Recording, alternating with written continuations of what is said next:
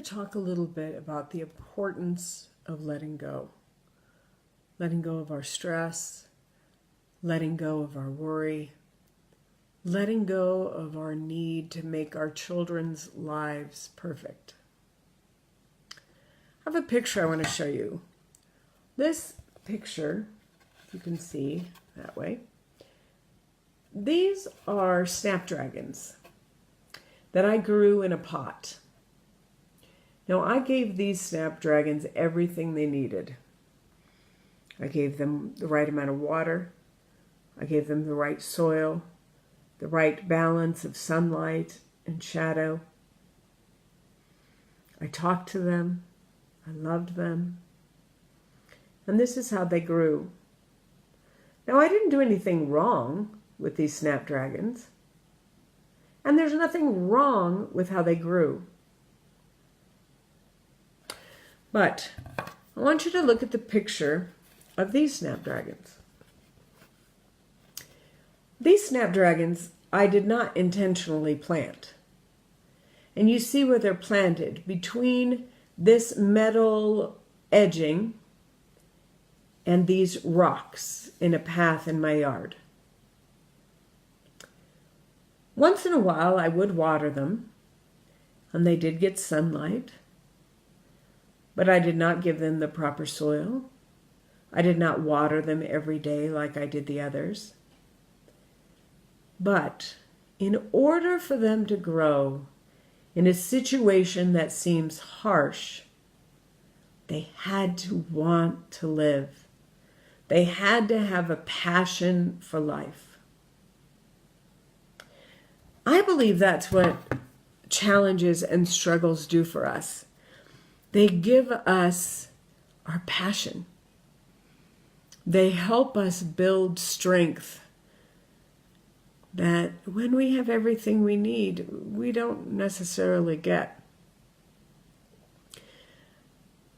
In the book that I have just put out called The Power of Imperfect Parents, I talk a lot about letting go.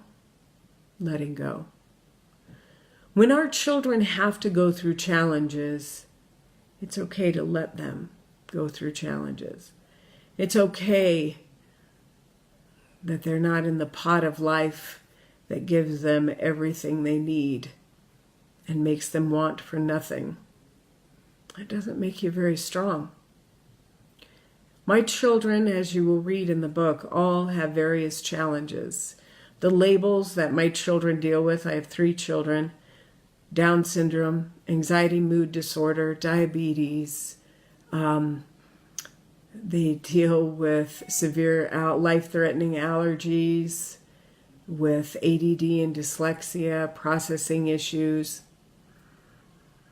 There's no way I could have given them everything they needed because I didn't know what they needed. Sometimes what they needed was out of my control.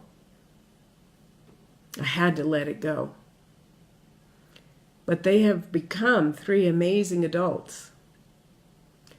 My son with Down syndrome, even though, I love how people always say, well, is he high functioning? No, he's really not. He can't read. He has severe behavior issues. He doesn't work. But that's okay. That's okay. He's perfect, and he teaches me what I need to learn. Many years ago, when he was about 4 years old, I had a beautiful lesson in letting go. Before that, I had seen his Down syndrome, but I saw that I knew I couldn't cure it, but I could make it the least Down syndrome anyone had ever seen. He would function high, whatever that means. And I could take everything away from him that I could. I could, as much as possible, put him in this pot with everything he needed. But then a friend of mine took me to a past life regression class.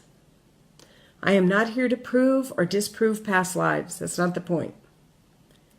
Just hear what I have to say and what I learned from that experience.